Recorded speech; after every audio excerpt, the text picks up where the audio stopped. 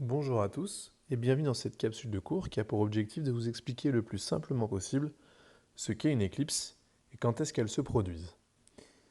On distingue deux types d'éclipses. On va d'abord parler des éclipses lunaires, c'est-à-dire des éclipses lorsque la Lune disparaît. Observons ce schéma pour mieux comprendre. Comme tout objet placé devant une source de lumière, la Terre crée derrière elle une zone d'ombre et de pénombre dans l'espace. Pour qu'une éclipse de Lune puisse se produire, le Soleil, la Terre et la Lune doivent être alignés, comme dans cet exemple. Dans ce cas, lorsque la Lune pénètre en entier dans le cône d'ombre de la Terre, il s'agit d'une éclipse totale.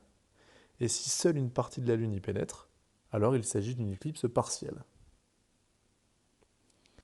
Voici ce que l'on peut observer lors d'une éclipse de Lune.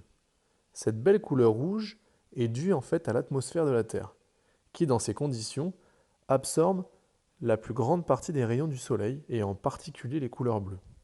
Seules les couleurs proches du rouge réussissent à passer à travers la barrière de notre atmosphère et sont diffusées dans l'espace jusqu'à la Lune qui peut alors nous les refléter. Parlons maintenant des éclipses solaires. C'est le cas où le Soleil disparaît. Alors comment est-ce que le Soleil peut-il disparaître? Prenons ce schéma pour essayer de mieux comprendre. Lorsqu'on regarde le Soleil et la Lune dans le ciel, on peut remarquer rapidement une étrange mais merveilleuse coïncidence. Ils ont tous les deux sensiblement la même taille. Pourtant, le diamètre de la Lune est 400 fois plus petit que celui du Soleil. D'ailleurs, on se rend compte de cette différence sur ce schéma, même s'il n'est pas à l'échelle.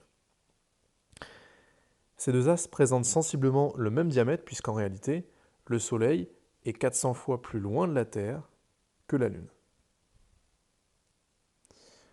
Voici ce que l'on peut observer lors d'une éclipse solaire. Si la Lune se positionne directement entre le Soleil et la Terre, nous cachant alors du Soleil, il se produira une zone d'ombre et de pénombre sur la Terre. C'est ce qu'on peut observer ici et ici, nous cachant ainsi du Soleil. C'est ce qu'on appelle l'éclipse solaire.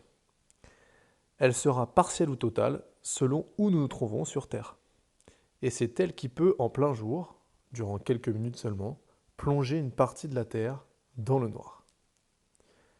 Pour terminer, je vous rappelle que pour observer toutes sortes d'éclipses, il est indispensable de porter des lunettes spéciales. J'espère que ces deux phénomènes sont maintenant un petit peu plus clairs pour vous, et je vous dis à bientôt.